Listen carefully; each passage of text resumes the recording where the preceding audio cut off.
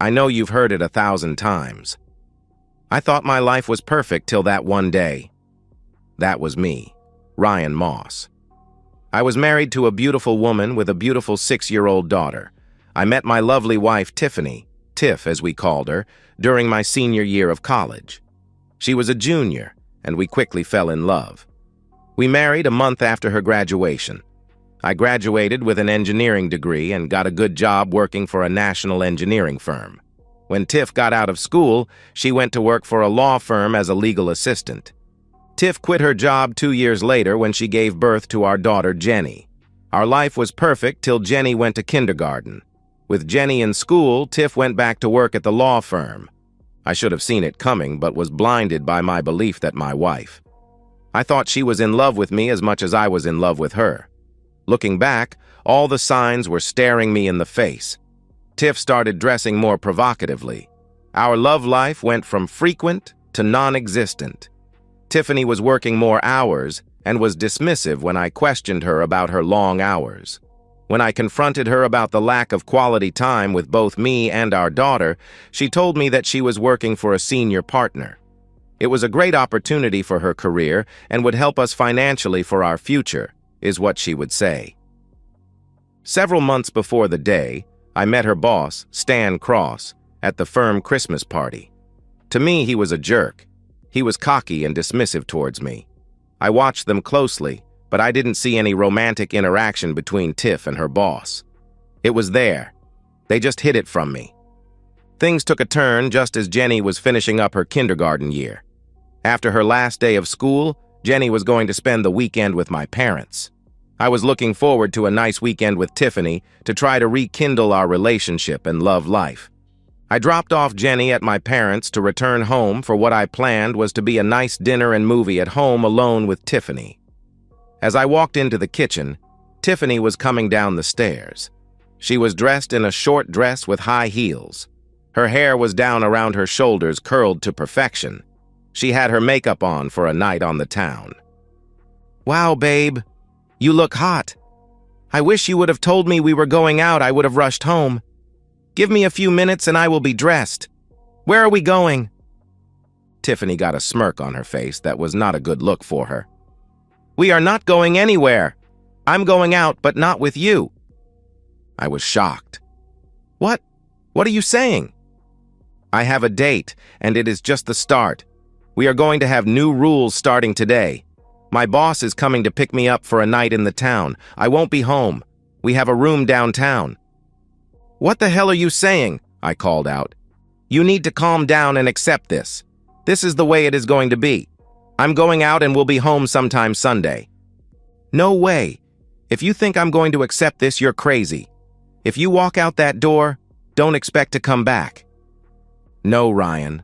I will be coming home to our home. We are going to remain man and wife, and I will still live here as will you. You need to understand that I still love you, but I need a little more. If you insist on making this difficult, it will be you who will not live here anymore. It would be a shame for Jenny's father to be penniless and in jail." I was stunned by her comments. Just as I was getting up to confront her, the doorbell rang. Tiffany ran to the door, letting her boss in. "How did he take it?" he asked Tiffany. "Not well. I think you need to explain the consequences of non-compliance," she said. Stan was not an imposing man, about my size, if not a little shorter. "Mr. Moss, I guess we need to have a conversation." "Conversation? I need to kick your back," I replied. "You could try, and from the looks of you, I might get a couple of good hits in before my driver would storm in here and knock you out. By evening, you would be in jail, so sit down." I looked out the door to see a large man standing on my doorstep behind Stan. Muttering, I sat down. "Good. We can talk like civilized men now. When your wife agreed to become my personal assistant, she took on other duties. Yes, I'm talking about intimacy. I've been enjoying your wife for the last 6 months, but she grew tired of us sneaking around. The two of you will have a new relationship. As my personal assistant, she will provide me with professional and personal services as I need them. Mr. Moss, you will continue to be Tiffany's husband. Your role as husband and father will not change with one exception. I will take care of Tiffany's sexual needs. Most of the time, those needs will be taken care of at a hotel or at the office, but there will be some times where you are out of the house that we will need to use your bed. You've crossed a line, and I will not tolerate this. I will divorce her for cheating, I replied. Mr. Moss, that kind of talk is not productive. Don't forget what business I'm in. I'm a big-time lawyer with the power of this city's largest law firm. If you try to divorce her, you will be punished. I don't just mean in the divorce. Of course, in the divorce, we will take everything from you and force you to pay her alimony while she keeps messing with me. That wonderful little daughter you cherish so much, you won't be seeing her. You see, you will be charged with child molestation. You will go to jail for some period of time, and you will never get visitation with your child again. I'm sure your company will fire you on the spot. You will be disowned by your family and friends. I sat there stunned, not knowing what to say. Stan continued.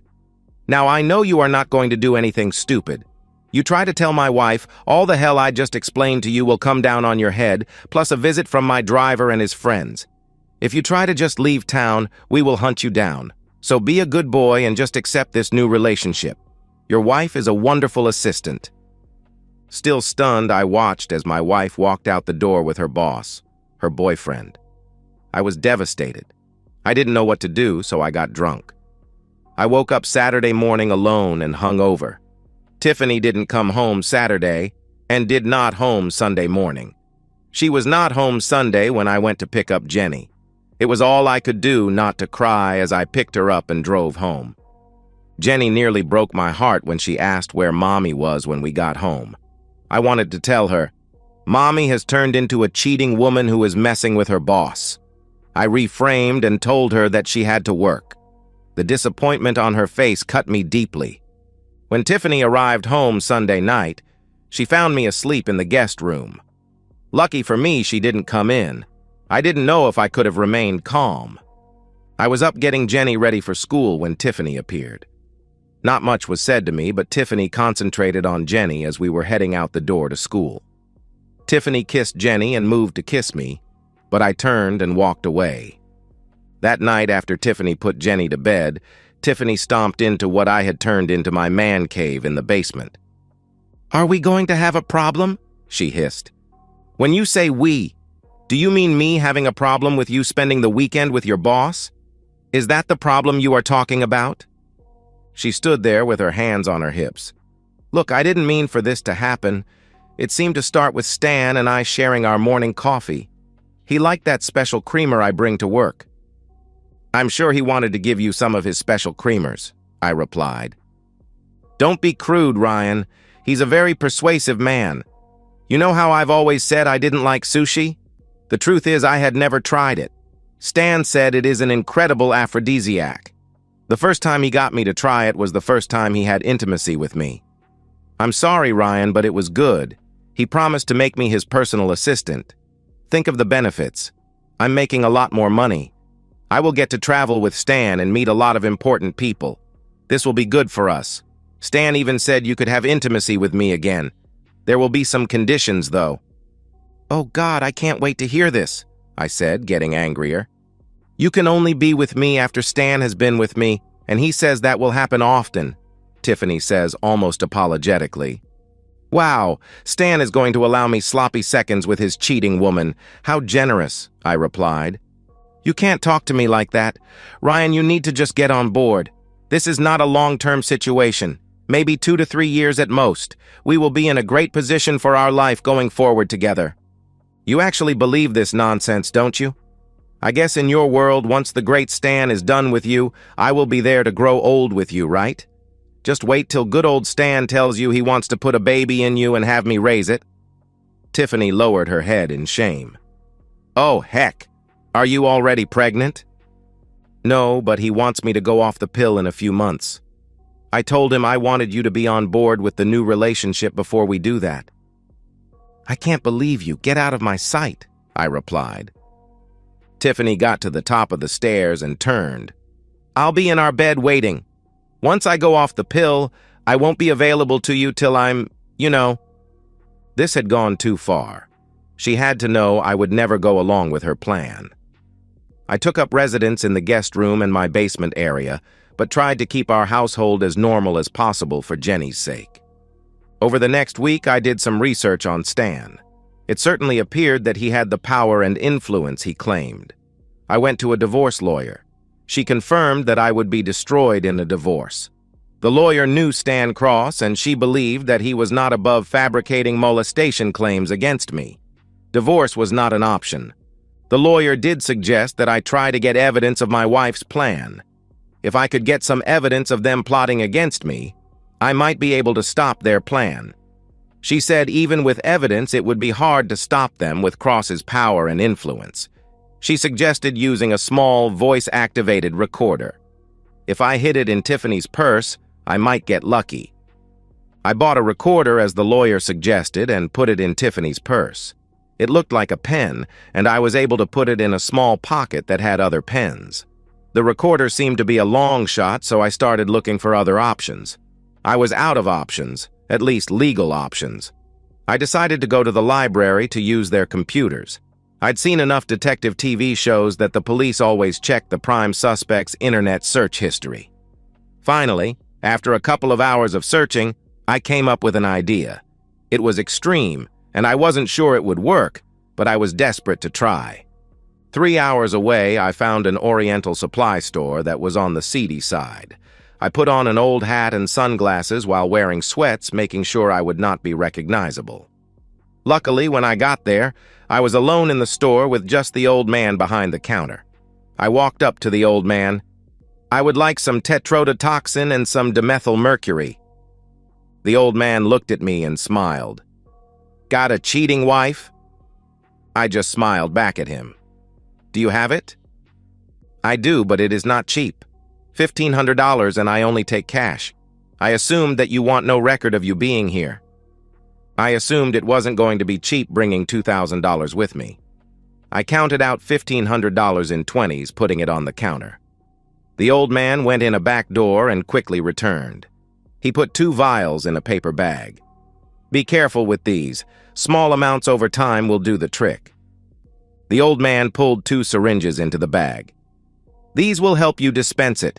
Don't get any on your skin. It is best to put it in a liquid for her or them to ingest." I grabbed the bag and quickly went to my car. Tetrodotoxin and dimethylmercury are both toxic substances related to fish in some way. Tetrodotoxin is taken from the pufferfish and the blue-ringed octopus. When prepared correctly, these creatures are considered a delicacy, but in a concentrated form, they build up in the subject and can be deadly. Dimethylmercury is similar to mercury, but more deadly. If allowed to build up, it also can be deadly. My research found that both dimethylmercury and tetrodotoxin would build up in the system over time till it was too late. Both substances were hard to detect, but if found would look like they were from bad sushi. The best part of my plan was that Tiffany was going to deliver the poison for me. She kept that special creamer at home till she needed to replace the bottle at work. When I asked her several months ago why she didn't just take it all to work, she said she was afraid someone would take it.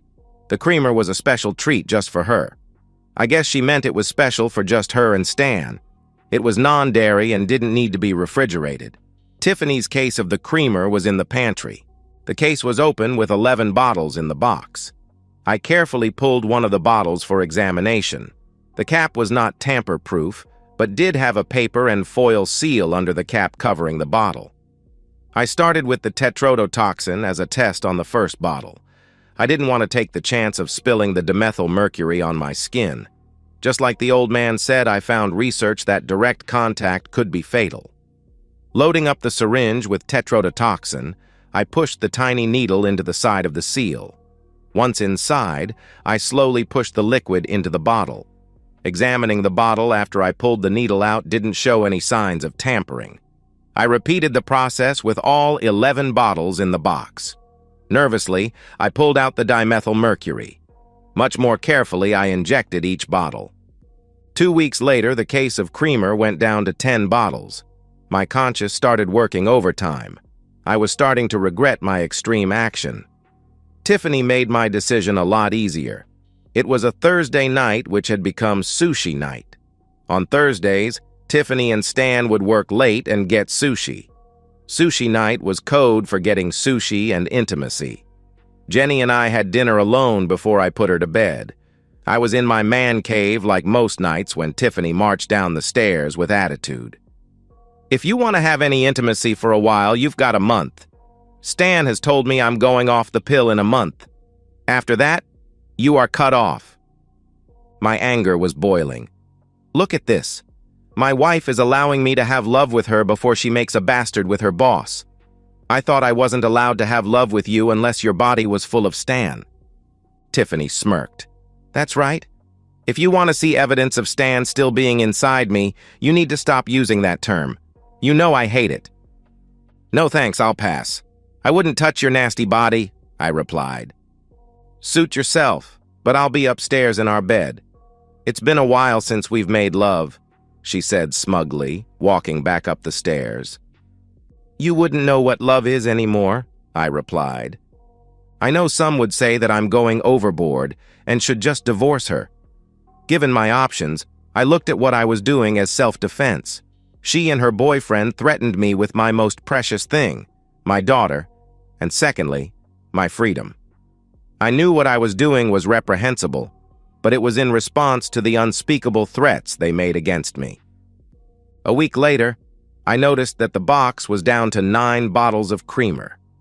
It took another month for the first symptoms to show. I had been watching her like a hawk when she was home. Her complexion looked a little paler, but it was her hands that made me smile. Tiffany, all through dinner, was flexing her fingers and wringing her hands. Her nervous system was being affected by the toxins in the creamer, causing it to shut down. Something wrong, Tiff? I tried to show actual concern. I don't know. My fingers have this numb feeling. You know, like you get when you are laying on your hand and it falls asleep. It's been doing it for a week or so. I've also been a little out of breath. Probably nothing sounds like stress. Anything new at work causing you stress or making you uncomfortable? I asked. There was a little sneer on Tiffany's face. No, there is nothing. Everything at work is just great. I'm sure it is nothing. 2 weeks later, the box was down to 8 bottles of creamer. Damn, they must be drinking a lot of coffee, I thought. Tiffany's symptoms were becoming more and more evident. Body aches, shortness of breath, and loss of color in her skin. It was a Thursday night and Tiffany was home right after work. I was surprised when she walked in the door. What are you doing here, Tiff? Isn't this sushi night? I said, dripping with sarcasm. I'm not feeling so hot, and neither is Stan. He decided we aren't working late tonight. Well, that's bad timing, isn't it? Tiffany looked at me confused. You know that big project you and Stan were going to start. Hard to deliver that package if you both are sick. Tiffany walked over close so she could whisper without Jenny hearing. Don't be a jerk in front of our daughter. I'm going to go lie down. After dinner, I took Jenny up to her room to get her ready for bed. When I walked by our bedroom, I heard the sounds of Tiffany throwing up. I slowly opened the bathroom door. Don't tell me you're already pregnant. Forget you, she growled. There's no way I'm pregnant yet. I just went off the pill last week. You could at least show some compassion. I'm really sick here. Compassion? That's rich coming from you, I replied. I'm your wife, Ryan, and you need to show your wife respect and compassion. I cut her off. No. My wife died when she went to work for that jerk. She was replaced by some cheating woman who I have no respect for. If you think you will get any compassion, respect, or even kindness, you are mistaken. I turned and walked out of the bathroom, leaving in front of the toilet heaving. Tiffany was not up when I took Jenny to her daycare on Friday. I should have checked on her, but didn't care. About noon, my cell phone lit up from Tiffany. What do you want? I answered. I need you to take me to the hospital. What's wrong with you? I asked. I'm sick, but it's not me. It's Stan. He's had a stroke. I couldn't help but laugh. Are you really asking me to take you to see your lover in the hospital? Please, Ryan, this isn't funny. They said he could die. I decided it might raise suspicions if I didn't take Tiffany to the hospital, so I took the afternoon off. Tiffany looked like shit when I got home. I helped her to the car and drove to the hospital. At the hospital, we found her boss's wife and one of the other senior partners. Larry Masters, the senior partner, quickly pulled Tiffany aside. He obviously knew they were having an affair. "Tiff, do you really think you should be here? His wife is over there." Not caring that I was standing next to her, Tiffany started talking to Masters. "Mr. Masters, I need to know how he is. I need to see him." Masters pulled her off to the side with me in tow. "You look like crap, Tiff. It doesn't look good. His left side is paralyzed, and the doctor said his organs are shutting down. They don't know what is happening, but if they can't stop what is happening, he won't make it through the weekend." Tiffany was crying. "Please, Mr. Masters, I have to see him. Can you distract his wife while I go in? I will be quick." Masters huddled up with Stan's wife and his family. I escorted my wife to see her lover. Stan was in bad shape. The left side of his face was drooping. He was awake but couldn't speak. Tiffany ran to his side while I stayed at the door. I wanted to throw up when she hugged and kissed him, knowing I was in the same room. Tiffany began to bawl harder before a nurse came in to tell her to leave. The nurse helped my wife from the room, leaving just me and Stan in the room alone. Stan's eyes got big when he recognized me. He tried to talk, but nothing came out. "Stan, you're going to die soon. Before you do, I want you to know that I didn't take your advice. I wasn't a good boy and I didn't accept your idea of a new relationship. Don't worry, I'm going to tell your wife after you are dead about all the stuff you pulled with me and my wife. Before you die, just know that I did this to you. There is nothing that you can do to stop it." Alarms started going off on the machinery hooked up to Stan. Nurses and doctors came rushing into the room as I stepped out. They kept Stan alive through the weekend, but he passed early Monday. Tiffany was a blubbering mess when she heard the news of her boss passing. Her health was getting worse. I picked up Jenny from daycare and headed home that Monday to find Tiffany in bed. She confirmed that her lover was gone. Even in her weakened state, her venom was still present. "I guess you're going to gloat now." "No, Tiff, I'm not going to gloat. I'm not going to pretend I'm upset that he is dead. That guy killed our marriage and he deserves to be dead." "Our marriage isn't dead, and I can't believe you are so cruel about Stan. Nothing I had with him diminished my love for you. I told you it was a means to get ahead, to make us financially set. You knew I would come back to you." "No, Tiff, you're talking complete nonsense. Our marriage is just as dead as your lover Stan. Did you forget that I was in the room when you ran to Stan professing your love for him? Hugging and kissing with your husband in the room." Tiffany was sobbing hard when I turned to leave the bedroom. She took a turn for the worse by the end of the week. It got so bad I had to take her to the hospital on Friday. On Saturday morning, her doctor met with me. "Mr. Moss, your wife's organs are shutting down. Her blood is showing an abnormally high level of mercury and another toxin found in fish. Does she eat a lot of seafood? Maybe sushi?" I tried hard to suppress a chuckle. "Yes, she and her boyfriend have been sharing a lot of sushi in the last few months." "Boyfriend?" the doctor asked quizzically. "I'm sure you know of him. Stan Cross, the man who died here in your hospital just this past Monday. He and my wife had an ongoing affair." "That explains a lot. Even though he had a stroke, her symptoms are very similar to that of Mr. Cross. I'm afraid that she doesn't have much time left. Her kidneys shut down early this morning. It is just a matter of time now." The doctor led me to her room. Tiffany was hooked up to several machines, looking very weak. Her eyes lit up when I walked into the room. She weakly waved me over. Her breathing was labored and having a hard time speaking. Tiffany motioned me to come in close. "I'm so sorry, Ryan. I now realize how badly I hurt you. The doctor told me I don't have long. I need to hear that you forgive me before I go." I leaned close to her ear. She had a smile on her face as I started to speak. My dear wife, I pledged my undying love to you when we took our vows. For better or worse, in sickness and health is what I said. At the same time, you pledged to me your love and faithfulness. You broke those vows, belittling me and humiliating me. I will never forgive you for what you did to me and our family. I hope that you and your lover burn in hell. I got up, watching a tear run down her cheek. I walked out the door just as the alarms were going off in Tiffany's room. Less than an hour later, she was declared dead. It was hard telling Jenny her mother wasn't coming home. I cried for her, not Tiffany. Tiffany tried to end my life as I knew, but I got her first. Apparently, the doctors were convinced that both Stan and Tiffany were the victims of bad sushi.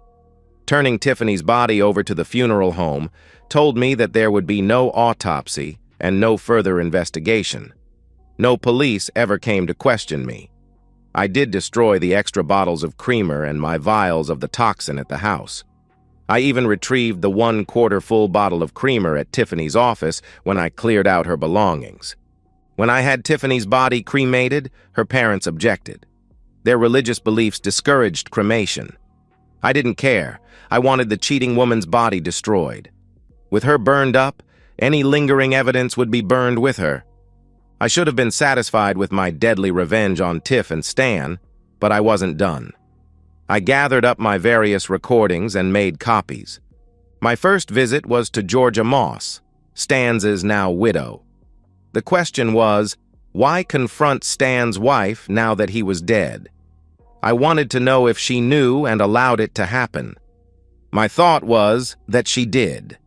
As open as Stan was, there didn't seem to be any way she didn't. I turned on my pocket recorder when she invited me into her home.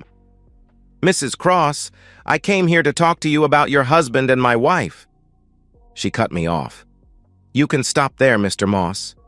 I knew about my husband and your wife. They were very obvious about it. It wasn't his first, but she was his last. I'm sorry about your wife, but as you can see, I lost my husband too. Thank you, Mrs. Cross. I want to be clear here. You knew that your husband seduced my wife and turned her against me and my daughter. By you doing nothing, you are just as guilty as he was. Wait a minute, Mr. Moss. I didn't have any part in my husband's actions, she replied. I guess we will have to disagree about that, Mrs. Cross. The way I see it, if you had done something about your husband, he may not have felt free to seduce my wife. My child might have a mother right now. The fact that you knew will make me feel better when I go after his estate for the pain and suffering he caused my family. I got up and walked out of her house with no further discussion. My lawyer told me it was unlikely that we would be successful in going after Stan's estate, but I didn't care. I wanted retribution. In addition to the Cross estate, I was going after the firm Stan and Tiffany worked for. With Stan dead, my lawyer thought they wouldn't care about his activities and fight us till the end. That was till I produced a recording of Stan talking to his partner Larry Masters. After my poison plan was underway, I had a hard time being civil to Tiffany. After one of my rants, the recorder picked a useful conversation. The recording was of Stan and Larry Masters talking in Tiffany's office. The three were talking about my resistance to their little plan. Larry was heard on the recording offering his help in enforcing the plan. He tells the other two that he knows cops, prosecutors, and judges who owe him favors. With their help, they would destroy me if I didn't get into their program. My lawyer told me that the recording may not be admissible in court, but that didn't stop us from using it. My lawyer scheduled a meeting with all of the senior partners, including Larry Masters. She did not tell them the reason, just hinted that it might be about life insurance. I wanted them to be blindsided. As we were ushered into their conference room, each of the 7 senior partners gave me their condolences on my wife's passing, including Masters. They all believed we wanted to talk to them about Tiffany's life insurance policy that was being held up by the insurance company. John Hager, the managing partner, stood up. Mr. Moss, each one of us is very sorry for your loss. We have been made aware of the difficulties you are having getting the insurance company to pay off the life insurance policy our firm provided for your wife. I'm pleased to tell you we were successful in stepping in to clear the obstacles. Hager slid a check for $500,000 from the insurance company. I put the check in my pocket. Thank you, Mr. Hager. That is not why we are here. We are here to give your firm the opportunity to settle a sticky issue before we go public and file suit against each one of you individually and your law firm. You see, Mr. Hager, your firm was complicit with Mr. Cross in a plot to seduce my wife away from her family and to have me arrested, prosecuted, and jailed. Hager stood up angrily. How dare you come in here, accuse our firm of such crimes, and besmirch the good name of one of our fallen partners? Mr. Moss, we will not sit here and allow you to false allegations. Mr. Hager, we can leave now, but I can assure you that my allegations, as you call them, are true, and I have evidence to back them up. I would suggest that you simply ask Mr. Masters if I'm telling the truth. All eyes turned to Masters, who was squirming in his chair. They appeared to be waiting for Masters to shoot down my claims, but he stayed quiet. My lawyer hit play on his phone, triggering a small portion of the recording of Masters and Cross discussing how they were going to destroy me. Hager stood up, looking at his partners quickly, then back to me and my lawyer. Mr. Moss, if you will indulge us, I need to talk privately with my partners. 30 minutes later, Hager alone stepped into the room. What are your demands, Mr. Moss? Your firm is going to pay me and my daughter $5 million, or we are going to sue you, and the recording I played for you and many others will go public. It is as simple as that. My lawyer tells me that Masters will certainly be disbarred, and maybe the rest of you. The fact that they identified specific prosecutors and judges might be a little harmful to your business if you and your partners keep their licenses. Hager requested 2 days to confer with his partners about my offer. My lawyer spoke up. You have 2 days to agree, or it all comes out. 2 days later, my lawyer called me. They've agreed to the $5 million. I have a proposed agreement I'll send you.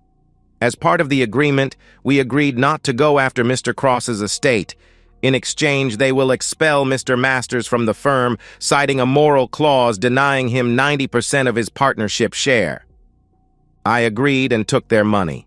I signed an agreement that I would not disclose what Mr. Cross and his firm did to me and my family. One thing Tiffany had right. Her affair made our family financially set. Now I had to start looking for a replacement for my wife and mother to my child. And so, we've reached the end of today's story. Was it what you expected, or did it take a twist you didn't see coming?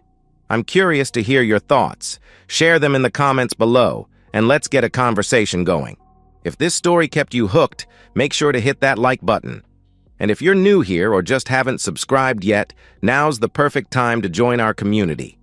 I bring you fresh, captivating stories every day, so click that subscribe button and turn on notifications so you never miss out. Thanks for watching, and I'll see you in the next one.